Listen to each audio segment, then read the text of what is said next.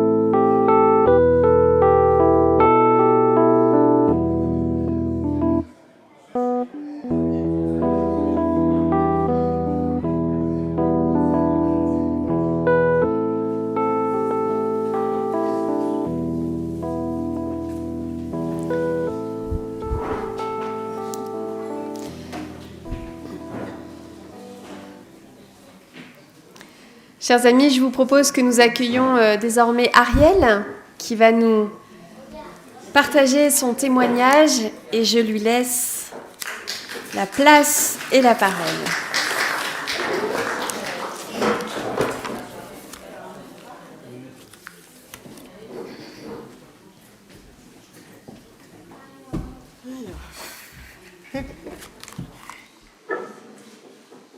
Je peux y aller? C'est bon? Ok. Bonjour à tous.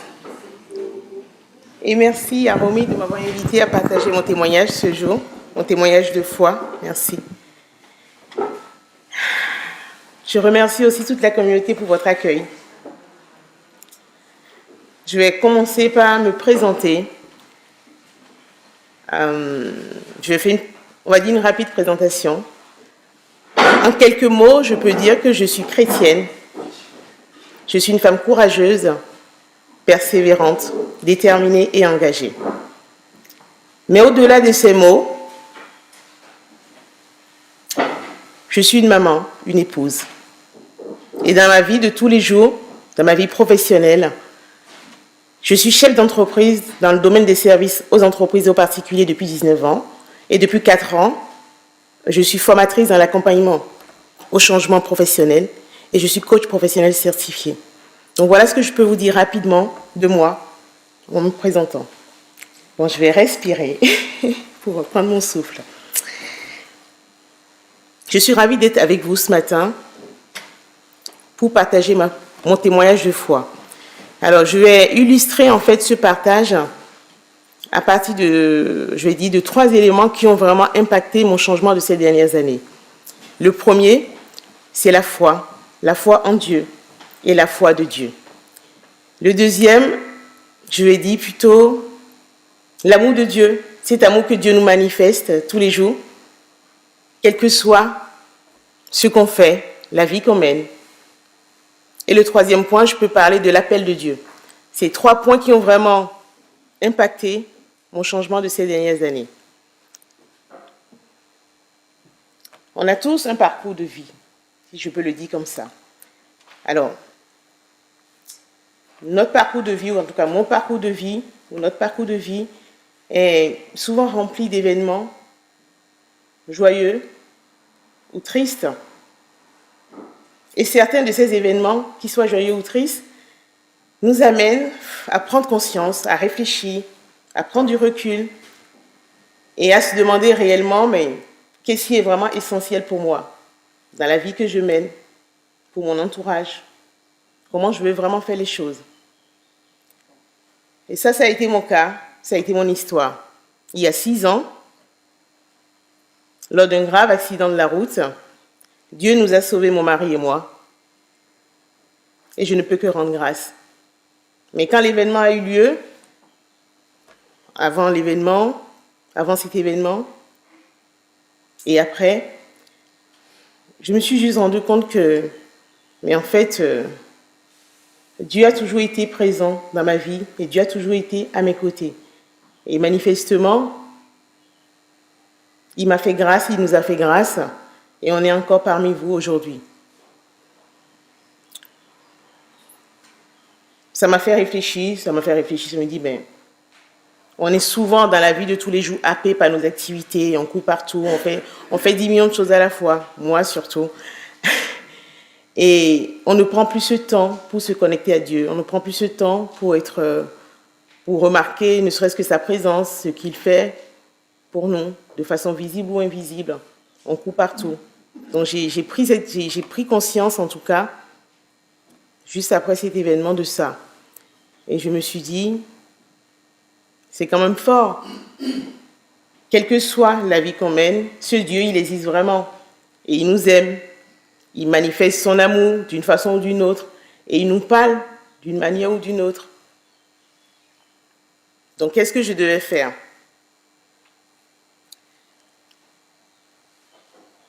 Je lui dis, s'il me manifeste cet amour-là, qui, selon la parole de Dieu, c'est un amour qui est très fort. Ésaïe 54:10 dit, même si les collines venaient à s'ébranler, même si les montagnes venaient à s'ébranler, même si les montagnes venaient à changer de place, l'amour que j'ai pour toi ne changera jamais. Et l'engagement que je prends d'assurer ton bonheur restera inébranlable. Pour moi, c'est un passage de la Bible qui m'a bouleversée. Il y a un autre passage dans Romains 8 qui nous dit, mais si Dieu est pour nous, qui peut être contre nous? Je rends grâce vraiment à Dieu de m'avoir rempli de son amour. Car quand j'ai pris conscience de tout ça, cet amour qu'il a manifesté, on va dire, pour moi, ça a changé ma vision des choses. Ça m'a changé, ça m'a poussé à modifier mes centres d'intérêt. Ça m'a poussé à dire, qu'est-ce que tu veux réellement? Qu'est-ce qui est essentiel pour toi? Pour les gens qui vivent autour de toi, pour ta vie.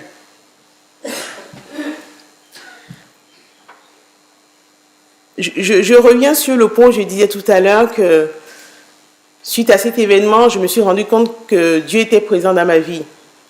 Je reviens sur ce point pour juste illustrer, si je peux le dire comme ça, que dans notre quotidien, nous tous, dans mon quotidien, on est souvent très happé par toutes nos activités, nos obligations, nos engagements.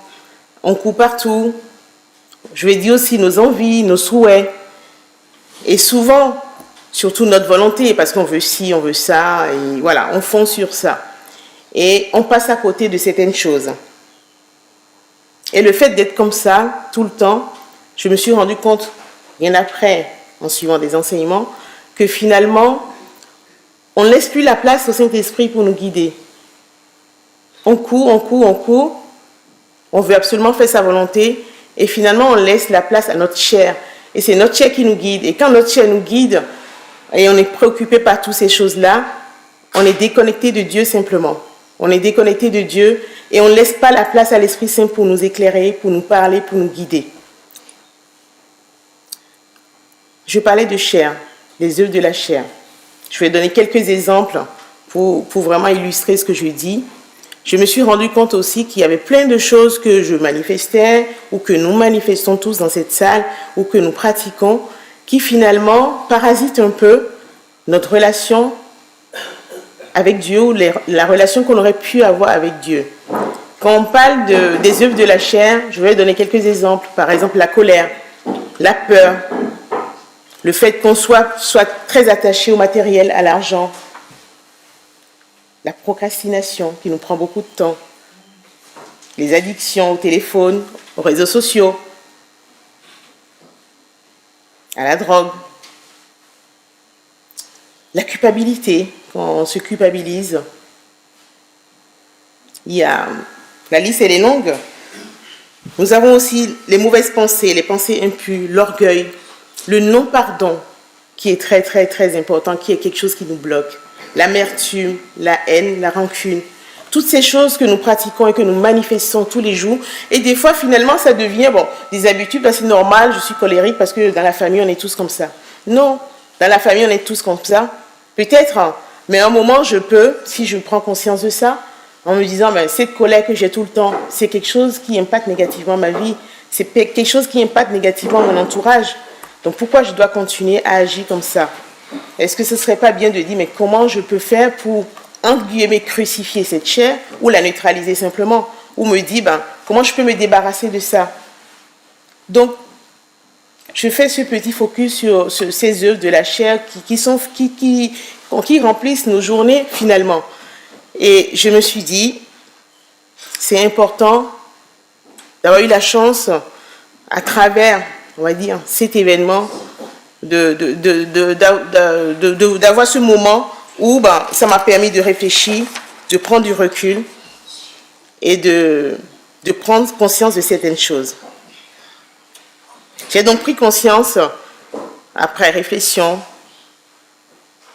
de ce qui est essentiel pour moi, pour ma vie, pour les gens autour de moi. Je me suis rendu compte aussi que Dieu pouvait nous parler tantôt d'une manière, tantôt d'une autre. Prise conscience aussi de la grandeur de l'amour de Dieu et de l'appel de Dieu. Juste après cet événement, il y a eu beaucoup de chamboulements dans ma vie. J'ai commencé à ressentir à nouveau vraiment une très forte envie d'aller vers Dieu. Et ça me submergeait très très souvent. Et là, j'ai dit, il est peut-être temps de faire quelque chose. J'ai décidé d'opérer des changements dans ma vie.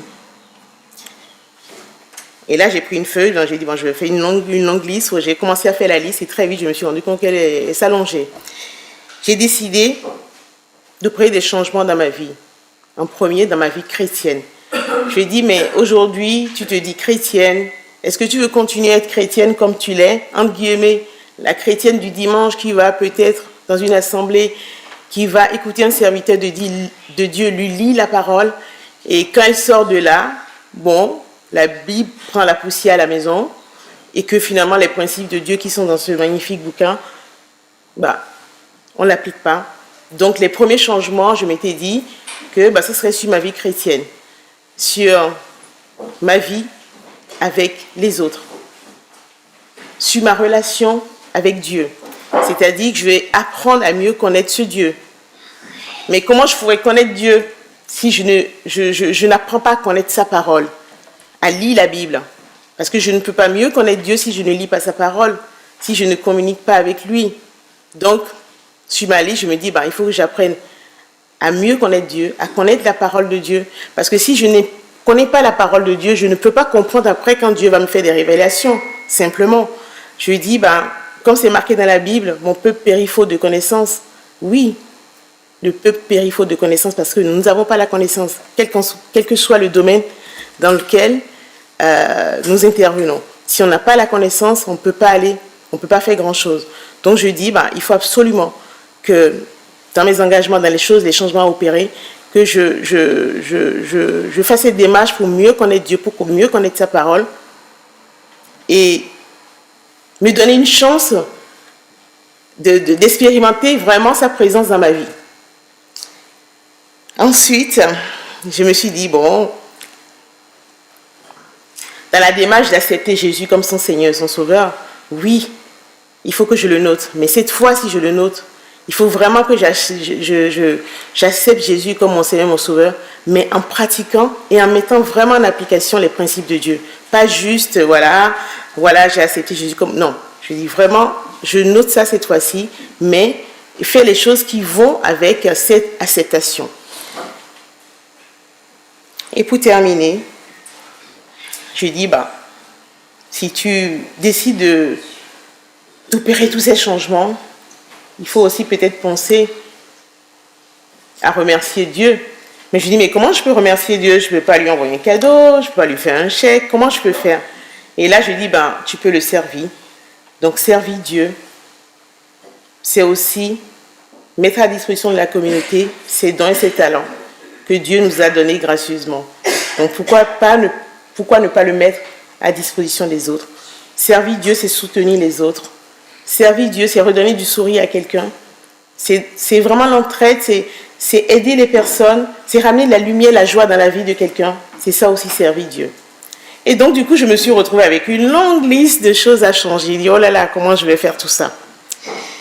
Car le plus dur, c'est de savoir comment opérer ce changement. Parce qu'on a une certaine vie, on a des habitudes, on a nos religiosités, on a le quotidien.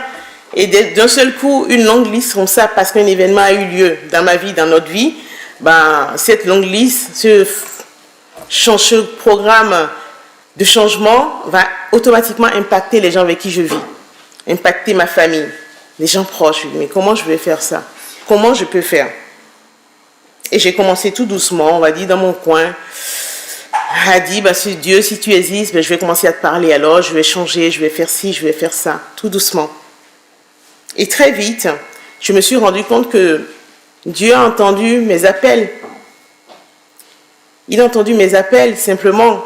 Ça me rappelle un passage de la Bible qui dit « Quiconque fait appel à moi sera sauvé ». Donc je dis, si c'est vrai cette phrase, c'est une promesse biblique, donc on va la proclamer, on va voir. Donc j'ai commencé.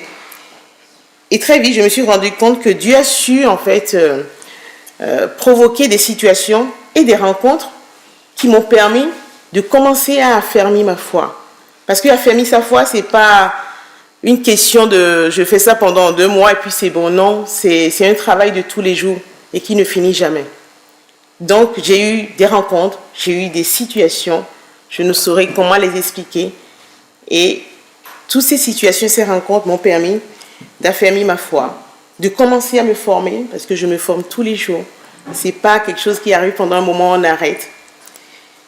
De suivre des enseignements qualitatifs et surtout de les mettre en pratique, parce qu'on peut suivre des enseignements, on peut avoir des formations, on peut faire des études, mais si tout reste dans le théorique, en tout cas la vision que j'ai, tout reste dans le théorique,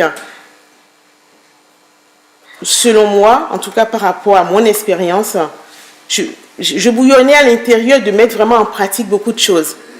Et je dis, non, mais si on m'enseigne ça, si je suis ça dans un enseignement, comment je peux mettre ça en pratique? Comment je peux vraiment m'exposer, entre guillemets, pour aller sur le terrain, avoir ce zèle, cette audace, pour dire, voilà, je partage simplement la parole de Dieu. Et comme il nous dit, de partager simplement la parole, de ne pas l'imposer aux autres, car dans la parole de Dieu, Dieu nous amène à semer des petites graines de la parole dans le cœur des personnes, mais seul lui peut amener la foi à grandir chez quelqu'un, ce n'est pas nous. Donc on n'a pas à imposer, mais on a juste à semer la petite graine, à partager la parole. Dans ma démarche, on va dire, de formation, d'équipement, si je peux le dire comme ça, je me suis rendu compte aussi au fil des jours que la communication que j'ai mise en place avec le Saint-Esprit m'a fait comprendre très vite que la meilleure école de formation que j'avais, c'était celle du Saint-Esprit, avant toutes les autres formations, avant tous les autres enseignements. Parce que c'est des moments précieux, c'est des moments pendant lesquels vous sentez, voilà, il y a une petite voix, cette petite voix, ce n'est pas la mauvaise petite voix, c'est l'Esprit Saint qui vous dirige, c'est l'Esprit Saint qui vous donne des instructions, des directives sur ce que vous devez faire, ou si vous allez dans un mauvais chemin, essayez de vous recadrer, essayez de dire « ah. » Donc aujourd'hui, je ne peux que rendre grâce à Dieu pour ce parcours, qui a permis ce parcours exceptionnel, malgré l'adversité, malgré les attaques, malgré les tentations et les persécutions. J'ai appris à ne plus me plaindre. J'ai appris à faire confiance en Dieu, quelles que soient les tempêtes et les défis que je traverse. Car dans la Bible, une des promesses bibliques disait aussi que quiconque croit en moi ne sera pas déçu. Donc j'ai appris à croire en Dieu, quelles que soient les tempêtes que je traverse. Dieu m'inspire en fait au quotidien et me permet d'avancer jour après jour, suivant les plans qu'il a prévus pour moi.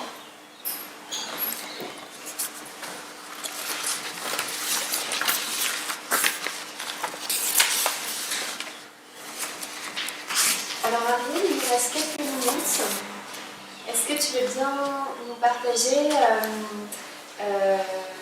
ton engagement dans l'association que tu as créée? Alors, mon engagement dans l'association que j'ai créée. Alors, la création de cette association, c'est aussi tout un témoignage dans la mesure où, parmi mes innombrables projets, ces 20 dernières années, créer une association qui vient en aide aux femmes vulnérables ou en situation de précarité était quelque chose pour moi d'important, de par mon parcours de vie, de par mon histoire personnelle. Et j'avais noté il y a très très longtemps que j'avais un moment, j'avais été inspirée de dire, ben tiens, si un jour je pouvais faire quelque chose pour aider les femmes, que ce soit en Afrique ou soit en France où je vis, j'allais le faire. Donc du coup, c'était un projet que j'avais noté quelque part. Mais durant ces 20 dernières années, j'ai eu à mener plusieurs projets. Je me suis rendu compte simplement que ce projet était en bas de la liste ou même n'existait presque plus. C'était dans un carton complètement oublié. Je ne pensais même plus. Et juste après cet événement, cet accident, quand j'ai recommencé à me reconnecter à Dieu, vraiment à parler tous les jours, à soumettre maintenant ce que j'ai envie de faire, et dit mais voilà, si tu existes vraiment, qu'est-ce que tu penses? Mais Dieu, évidemment, Dieu ne me répond pas en m'envoyant un message WhatsApp, bien sûr. Dieu me répond à travers son esprit, en me guidant. Et un jour, je me rappelle très bien, après cet incident, cet événement, un matin, je priais et j'avais de nouveaux projets, comme d'habitude. Et je disais, bon, maintenant, cette fois-ci, comme j'ai appris maintenant à te soumettre mes projets, voilà, j'ai tel projet dont je priais et donc j'ai dit tout ça. Et d'un seul coup, j'ai entendu une petite voix qui me dit, mais Ariel, encore des projets. Mais celui que je t'ai confié, tu veux toujours pas le faire? J'étais choquée, en fait, je dis, mais c'est quoi cette voix qui me dit, c'est quoi? J'ai regardé, il n'y avait personne. Je lui ai dit, mais qu'est-ce qui se passe? Ça m'a tellement étonnée que j'ai d'ailleurs écourté ma prière. Parce que je lui ai dit, mais c'est quoi ça? Donc après, dans la journée, je lui ai dit, mais c'est quoi projet confié? Dieu, c'est toi? Qu'est-ce que tu veux me dire par là? Je ne comprenais pas. Quelques jours après, ça revenait dans ma tête. Et j'ai décidé de dire, bon tiens, je vais prendre une feuille, je vais essayer de voir tous les projets sur lesquels j'ai travaillé ces dernières années. Et donc je les ai listés, ceux que j'ai réalisés, ceux que je n'ai pas réalisés, ceux qui ont été une réussite, ceux qui ont été un échec, parce que aussi à travers nos échecs, on apprend énormément. J'ai listé, et rien. Il n'y avait rien qui me paraissait manquant. J'ai laissé quelques jours après, j'ai repris la même feuille et j'étais en train de regarder. Et d'un seul coup, me venait à l'esprit et le projet pour aider les femmes. Mais c'est fou parce que quand ça m'est venu à l'esprit comme ça a été d'un seul coup pour moi, mais une évidence. Je dis oui, donc c'était ce projet, c'est vrai. Et je l'ai mis tout de suite en priorité. Et je lui ai dit, ben voilà, si tu ne m'avais pas sauvé ce jour-là, je ne serais plus là. Et donc ce projet, je ne l'aurais pas fait. Maintenant, tu me rappelles parce que je te présentais encore d'autres nouveaux projets. Et là, du coup, je l'ai mis vraiment en priorité, en haut de ma liste. Et j'ai commencé à travailler sur ça. Donc l'événement a eu lieu en février et l'association Sénat a été créée en octobre 2016. Donc j'ai décidé de créer cette association dont l'objectif en France, en Île-de-France, est d'accompagner les femmes vulnérables, les femmes en situation de précarité, les femmes victimes de violences intrafamiliales et ou conjugales à se reconstruire, retrouver leur liberté et devenir autonomes économiquement. Car accompagner des personnes, ce n'est pas les assister indéfiniment. Accompagner les personnes, c'est les amener aussi à se rendre compte que elles ont de la valeur, elles peuvent faire beaucoup de choses. Il faut, quels que soient les parcours de vie, se dire « Ok, c'est passé, c'était triste, j'ai eu des blessures émotionnelles, j'ai eu tout ça. » Mais on ne peut pas s'accrocher au passé. Le passé va nous servir d'expérience, de leçon pour aller de l'avant. Mais en aucun cas, on doit être là à ressasser le passé. Donc du coup, dans cette démarche de reconstruction, on doit travailler sur votre projet professionnel.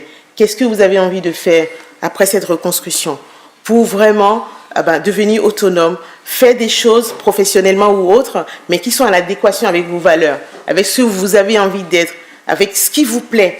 Parce que ça ne sert à rien aussi de dire, si déjà on a un parcours de vie pas facile et qu'on passe cette phase de reconstruction et finalement on prend juste un travail pour, on va dire, payer le loyer. Des fois, on n'a pas le choix, mais on amène ces personnes-là aussi à réfléchir sur la construction d'un projet professionnel qui soit en adéquation avec leurs valeurs et avec leur vie d'aujourd'hui qui tient compte du passé. Voilà. Donc l'association Sénat, voilà les missions principales. Ces missions sont, on va dire, dispatchées sur 4 axes de travail, c'est-à-dire on travaille pour la reconstruction sur toute la partie estime de soi, comment les amener à retrouver une estime positive d'elles-mêmes pour retrouver ou développer la confiance en soi dont elles ont besoin, dont nous tous nous avons besoin. On a besoin d'avoir une meilleure estime de nous-mêmes parce que le fait qu'on n'ait pas une meilleure estime de nous-mêmes nous amène à penser que les autres ne nous aiment pas. On est toujours à la recherche d'une reconnaissance de quelque chose. Donc du coup, c'est très important dans cette démarche de faire ça. On a aussi toute la partie suivi psychologique qui est fait par évidemment des professionnels, des psychologues. On a des avocats spécialisés pour les droits de la famille pour accompagner ces femmes-là. Donc, ils nous donnent de l'assistance juridique pour les premières questions parce que souvent, quand les femmes arrivent, elles sont un peu dans la panique, il y a plein de questions, plein d'interrogations et tout est flou dans la tête parce qu'on passe un moment difficile. Et le fait de faire cette première consultation avec les avocats qui accompagnent l'association Sénat permet vraiment de recadrer ces femmes-là et de les diriger en disant, voilà, par rapport à votre problématique, voilà vraiment les premières choses à faire pour ne pas faire non plus d'erreurs dans les démarches. Et donc, je parlais de suivi psychologique, suivi juridique, et on a toute la partie évidemment professionnelle où on les amène. C'est une obligation un peu parce que les personnes qui viennent chez Sénat, moi, j'exige qu'elles nous fassent une lettre de motivation. Pourquoi vous souhaitez que l'association vous accompagne? Parce que nous, notre but, c'est pas de faire de l'assistanat, c'est pas de faire parce que on vous accompagne, mais il faut que vous soyez motivé. Si vous n'êtes pas encore motivé, on va dire, dans ce cas, va réfléchir, tu reviendras quand tu seras motivé, laisse ta place à quelqu'un d'autre. Donc, cette lettre de motivation, c'est vraiment pour montrer aux personnes qu'on accompagne que, on accompagne, mais c'est pas, voilà, il faut que tu sois motivé pour changer le cours de ta vie. Parce que nous sommes les premières personnes qui devons agir sur notre propre vie. Nous, on a beau accompagner, mais quand les personnes n'agissent pas, rien ne se passe. Donc ça, on essaie vraiment de leur montrer que tu dois agir sur ta vie, tu dois prendre ta vie en main. Et en prenant ta vie en main, tu dois agir, tu dois faire des actions. Et la première action déjà, c'est déjà de te lever, d'être motivé en disant « j'ai envie que ça change ». Même si c'est difficile, j'ai envie que ça change. Et par la grâce de Dieu, il y a des gens qui vont être sur ta route pour t'accompagner, pour t'aider. Donc voilà, en quelque sorte, on a rajouté un petit, on va dire, une mission en plus dans les 4 premières qui est la distribution solidaire, mais c'est quelque chose qu'on a rajouté pour juste donner un coup de pouce aux personnes en priorité qu'on accompagne. Et il y a des gens qui viennent les jours de distribution aussi, qui ne sont pas accompagnés, mais qui viennent en disant on a besoin de produits, on leur offre. Et finalement, on se rend compte que c'est un moment d'écoute, de partage et de création de liens sociaux. Et à travers les échanges, finalement, les gens commencent à vous dire, oui, j'ai tel problème. Donc finalement, la distribution solidaire qu'on a mis en place a été aussi un canal de rencontre, de création de liens sociaux qui amène les gens à avoir un peu plus confiance, à être posés pour dire, ok, est-ce que vous pouvez m'aider sur ça ou sur ça? Donc voilà. Merci. Merci pour votre écoute.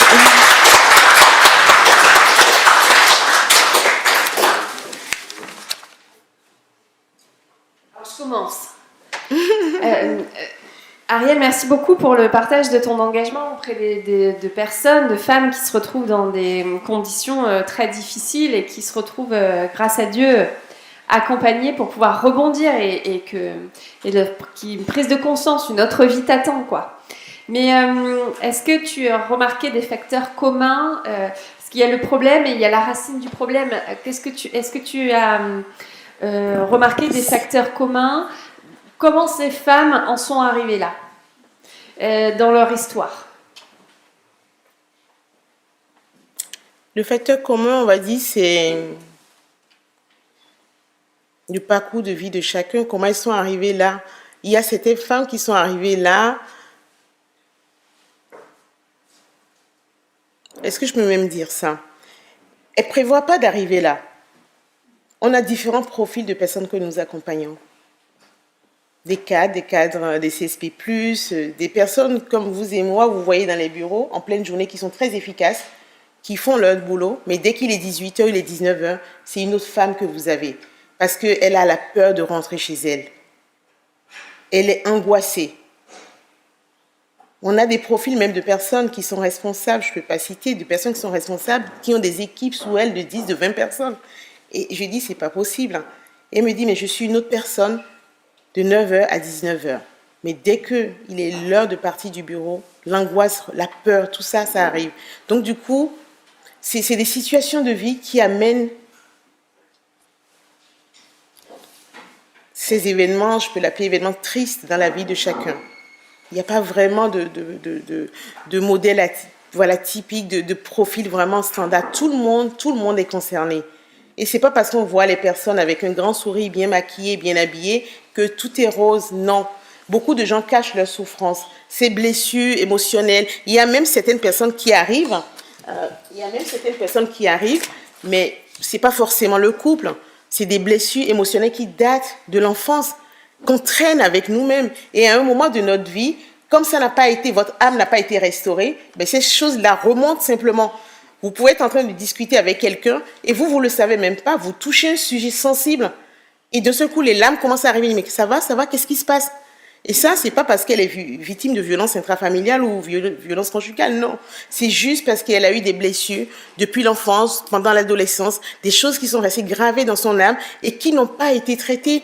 Et son âme n'a pas été restaurée. Et dès l'instant que l'âme n'a pas été restaurée, vous pouvez faire tout ce que vous voulez autour. Vous pouvez maquiller, vous pouvez essayer de dire non, t'inquiète pas, je gère, tout va bien. Ben non, tout ne va pas bien. Et c'est là où très vite, on bascule dans la tristesse, dans l'angoisse, dans la dépression, et on se laisse happer par toutes ces maladies émotionnelles. Et finalement, ça nous tire vers le bas. Voilà. J'avais une micro, s'il te plaît.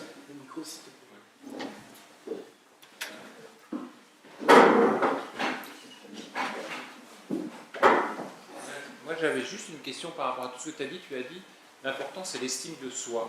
Et je ne sais pas si tu as dit que tu te formais de manière permanente pour arriver à redonner de l'estime de soi à ces femmes.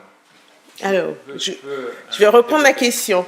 Alors, l'important, c'est l'estime de soi. Donc, je dis les axes de travail par rapport à l'accompagnement des femmes. Évidemment, la base, le départ, c'est vraiment, ces femmes ont eu des parcours de vie, elles ont été brisées par telle ou telle chose. Mais quand on est brisé comme ça, on ne peut pas juste reconstruire sur la façade, alors que la personne a une très basse estime d'elle-même. Je prends un exemple basique pour nous les femmes ou pour tout le monde. On dit, tiens, je ne me trouve pas belle, je suis moche.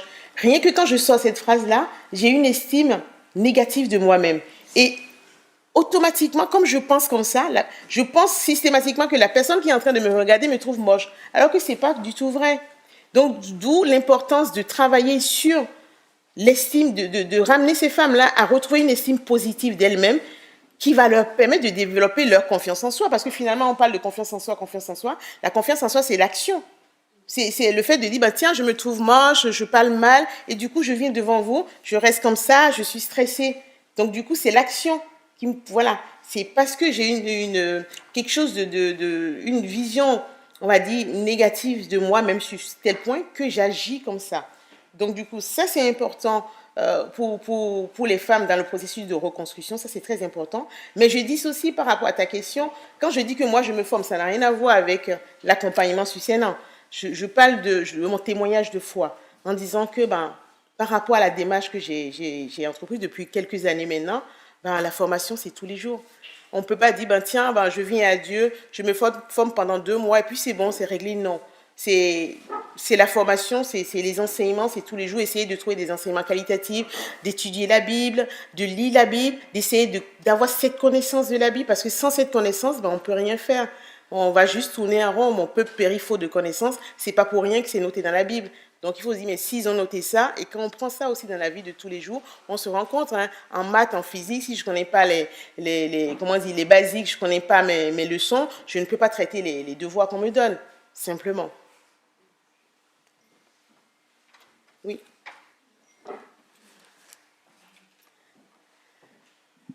Bonjour. Bonjour. J'ai dit d'abord un grand bravo pour ce que Ariel a dit, qui est très percutant. Il se trouve que c'est des problématiques auxquelles moi aussi je suis souvent confronté dans le cadre professionnel. Et je lui ai demandé à Ariel si parfois il n'était pas venu, dans le cadre de l'association, d'avoir un besoin, de par les échanges avec ces dames-là, d'avoir un besoin d'associer une médiation familiale à ce que fait l'association.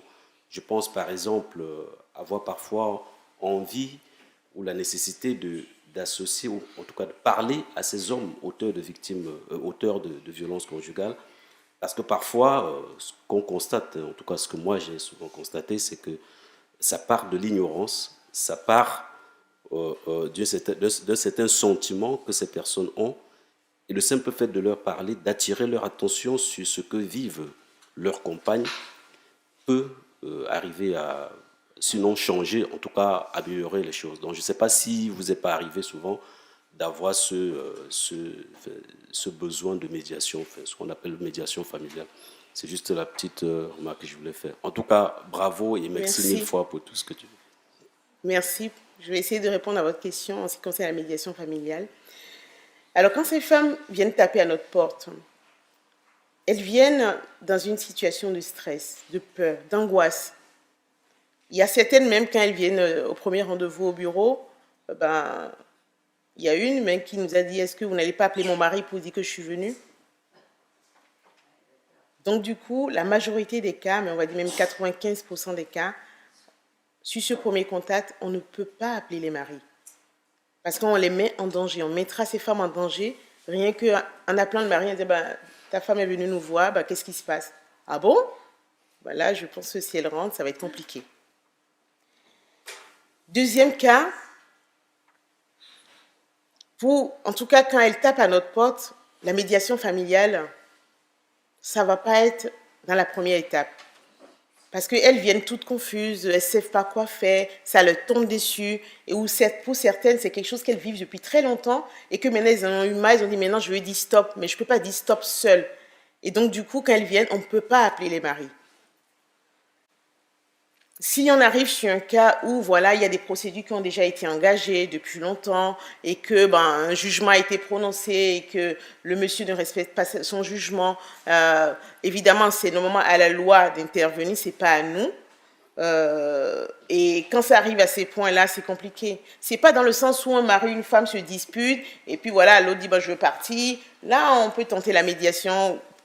Dans le cas précis, il y a de la violence, qu'elle soit verbale, physique, psychologique, économique et administrative. Tout type de violence. Et quand c'est comme ça, c'est compliqué. D'aller appeler le monsieur, en tout cas l'auteur de la violence, pour lui dire tiens, on est en train de préparer des procédures contre toi. Waouh! Il y a même un monsieur, quand il a su que... Parce qu'il a même pisté la fille en mettant des trucs sur son téléphone. Oui, tu étais abusif, tu étais chez qui, je sais chez qui tu étais. Ils font, en plus, ils prêchent le faux pour avoir le vrai. De toute façon, si tu continues, tu sais, il y a plein de gens que je peux payer, qui peuvent faire le boulot proprement. Tu sais, tout ça, c'est pour faire peur.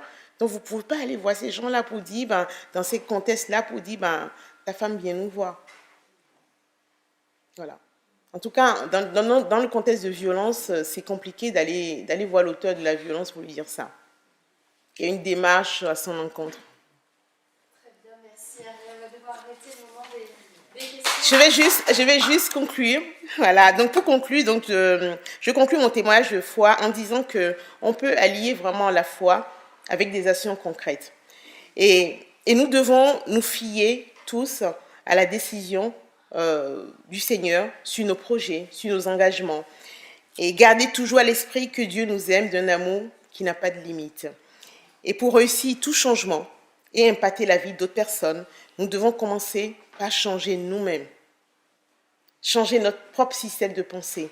Et ce n'est pas la réussite de ce changement de nous-mêmes que nous pourrons impacter la vie des personnes qui sont autour de nous. Donc, il faut, à un moment donné, qu'on se dise, je vais arrêter de vouloir changer André, de vouloir changer telle personne. Non, je vais me changer moi-même. Et peut-être qu'en me changeant moi-même, en modifiant mon système de pensée pour aller vers l'application des valeurs bibliques, peut-être que je vais impacter les autres autour de moi. Notre vie devient alors inspirée et inspirante. Merci pour votre écoute.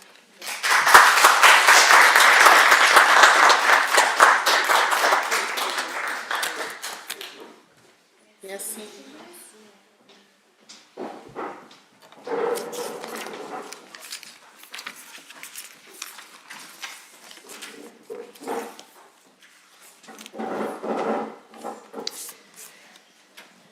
Et parce que nous avons soif et faim de la parole du Seigneur, nous lisons dans l'Épître aux Romains au chapitre 8, les versets 35 à 39. Qui nous séparera de l'amour du Christ? La détresse, l'angoisse, la persécution, la faim, le dénouement, le péril ou l'épée? Ainsi qu'il est écrit, à cause de toi, on nous met à mort constamment. On nous considère comme des moutons qu'on égorge. Mais dans toutes ces choses, nous sommes plus que vainqueurs par celui qui nous a aimés. Car je suis persuadée que ni mort, ni vie, ni ange, ni principat, ni présent, ni avenir, ni puissance, ni hauteur, ni profondeur, ni aucune autre création ne pourra nous séparer de l'amour de Dieu en Jésus-Christ, notre Seigneur. Que ta parole, Seigneur, soit pour nous parole de vie. Amen. Et nous restons assis, Mandress est à sa place, formidable. Nous restons assis et nous chantons « Seigneur, tu cherches tes enfants ».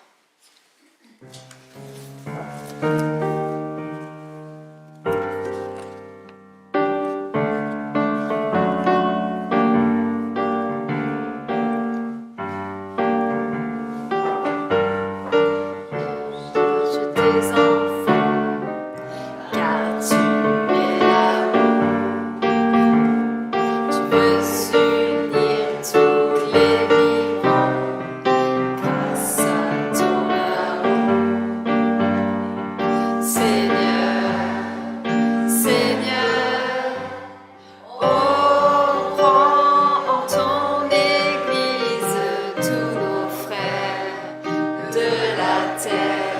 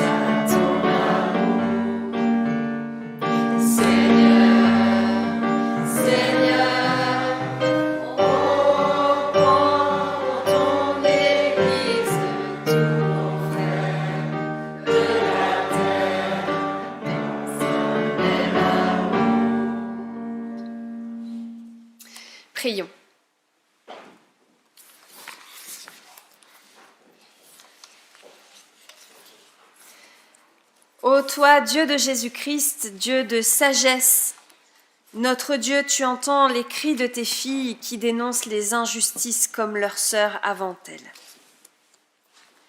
C'est la voix d'Ève qui subit la passivité d'Adam et décide de prendre les choses en main.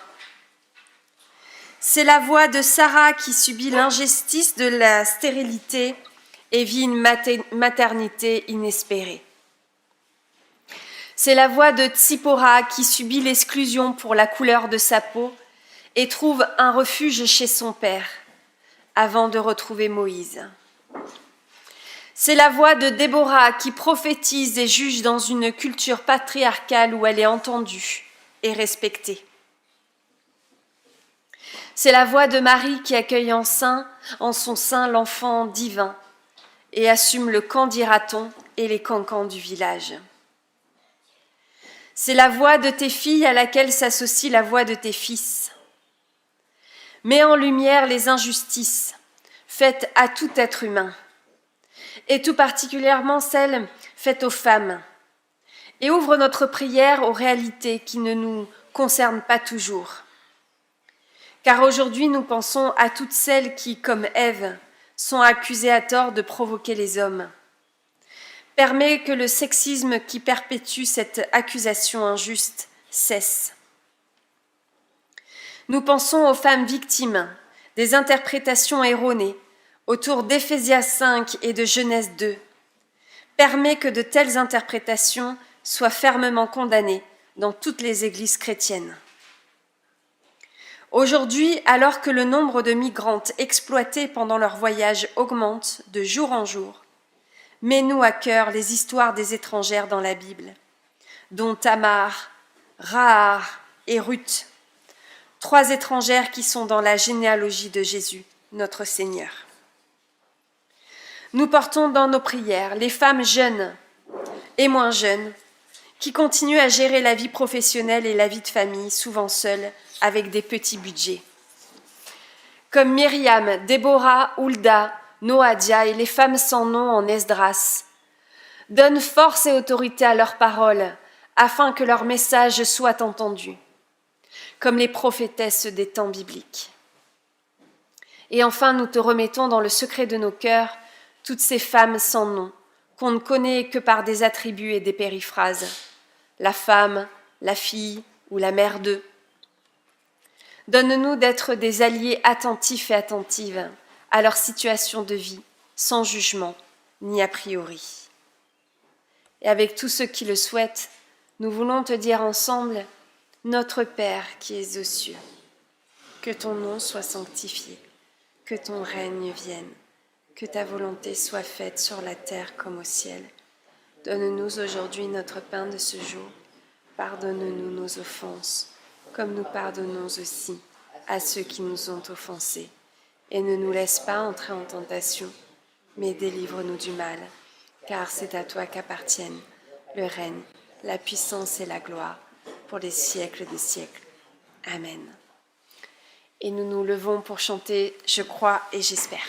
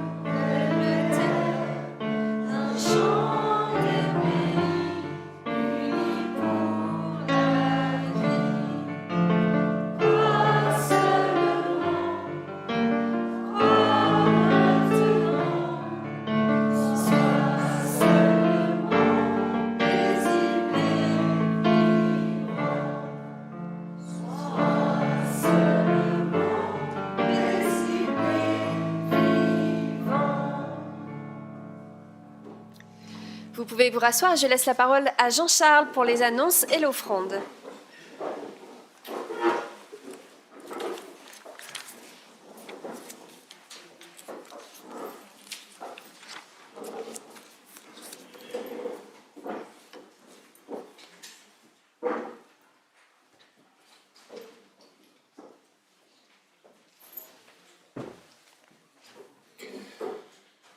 Alors, pour les annonces, d'abord un grand merci à Ariel. Merci pour ton message et ce que tu nous as donné. J'aimerais aussi remercier Tou qui est en face de moi, parce qu'il a galéré ce matin. Donc un grand merci à lui pour tout ce qu'il fait, à Anja aussi. Merci à Mandres pour la musique, qui est toujours super. Et puis merci aussi Romy pour d'avoir monté ce culte et d'avoir tout préparé. Et puis merci à Léla. Je salue Paul, son président. Ne rigolez pas. Mais en tout cas, merci de nous avoir préparé tous ces bons croissants, ce café. Merci à tous ceux qui l'ont fait. J'aimerais aussi saluer la présence de Vohir ce matin. On est content que tu sois là, Vohir. On pense à Mam. Et voilà. Et en tout cas, merci d'être là. Et puis merci à vous tous. Voilà. Et puis, pour les annonces, c'est tout simple. J'aimerais vous dire que d'abord, cette semaine, il y a l'étude biblique, normalement mardi soir, en distanciel.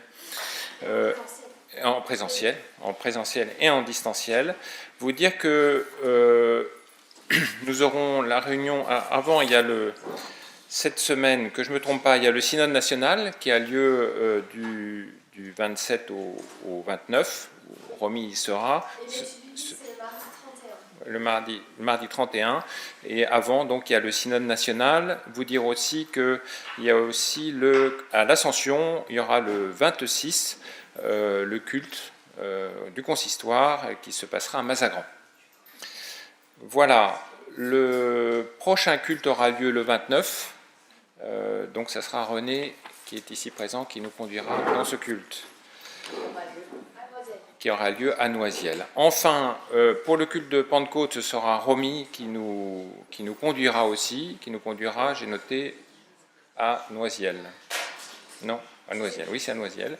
Et puis enfin, le 12, ce sera moi-même, et enfin, pour le 19, ce sera à Lagny avec Romy. Voilà. Alors, on va annoncer le 26 la culte et puis surtout la fête de l'église. On est en train de réfléchir au niveau du conseil pour faire quelque chose de très animant, en reprenant peut-être quelques animations amusantes. Voilà, mais en tout cas, on va faire un bon moment. C'est le culte qui termine notre année, donc on va essayer de faire quelque chose de... Soyez tous présents. Voilà. Et c'est à Chelles, on me précise, c'est bien, comme ça, les annonces, elles se font tout simplement. Voilà. C'est tout ce que je pouvais vous dire. Le conseil aura lieu bien le 8 juin. Voilà pour les annonces. J'aimerais juste vous partager un peu ce qu'on a dit un petit peu au conseil cette semaine. Comme ça, ça vous donnera un peu une idée. On a beaucoup réfléchi sur la présence au culte et parce qu'on s'aperçoit qu'il y a beaucoup de connexions dans la semaine et le dimanche. Voilà, donc c'est un débat qui a rempli notre conseil de cette semaine. Et donc c'est l'idée à la fois d'être présent et en même temps, on se réjouit aussi des nombreuses connexions qu'il y a. Voilà, donc on réfléchit à ça, on fait une analyse un peu cet été et on reviendra vers vous avec aussi des solutions. Voilà, on a dit que justement le 26 juin c'était une date très importante, donc vraiment retenez cette date pour tous se retrouver ici et passer un bon moment. Et puis on a aussi partagé l'envie de renforcer nos équipes en termes d'organisation, que ce soit au niveau du catéchisme, au niveau du journal. Voilà, l'idée c'est donc vraiment si vous avez envie de participer votre action dans l'église, n'hésitez pas à vous inscrire, même pour une mission courte. Voilà, on cherche vraiment à monter. Le journal va être finalisé pour le mois de juin, donc il est en cours. Et puis enfin, voilà, d'autres sujets mais plus matériels, donc qui intéressent moins. Voilà, merci à vous tous pour ces annonces et à bientôt.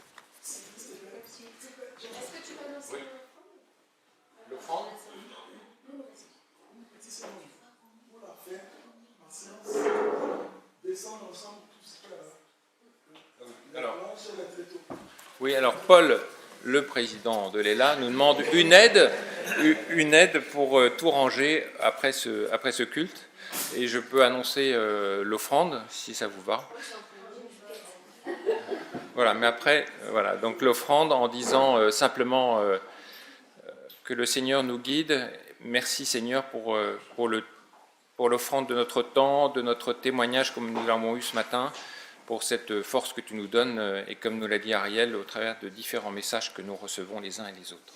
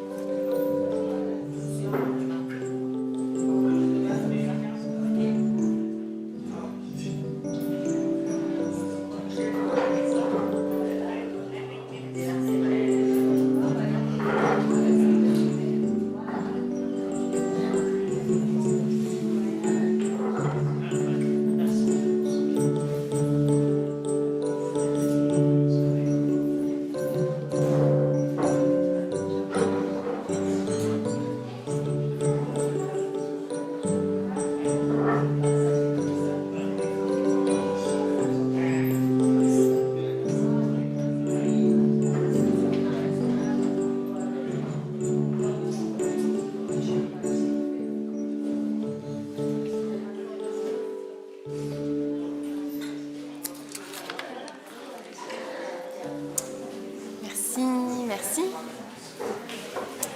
Je vous invite à vous lever pour l'envoi de la bénédiction.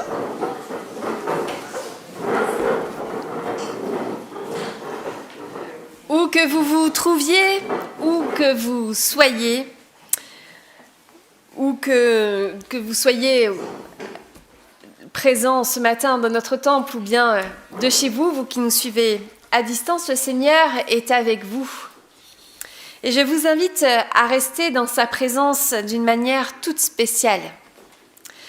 Que le Dieu d'Ève vous apprenne à danser. Que le Dieu d'Agar vous apporte réconfort dans le désert. Que le Dieu de Myriam vous donne des compagnons quand vous êtes en difficulté.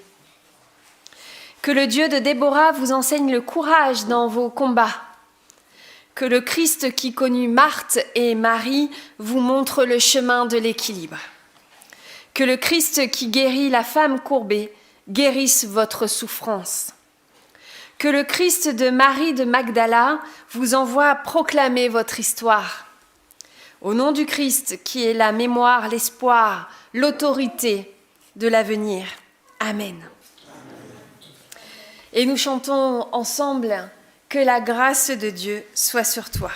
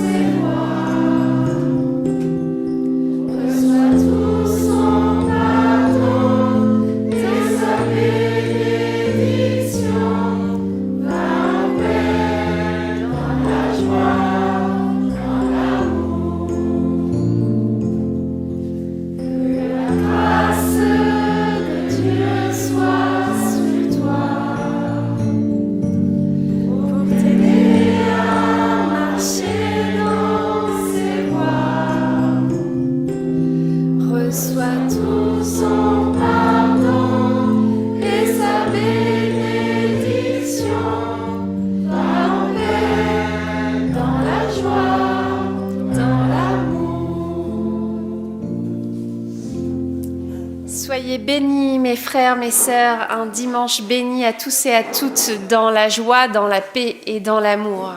Merci beaucoup pour tout ce que vous avez fait pour que ce culte soit possible et merci beaucoup de nous aider à ranger.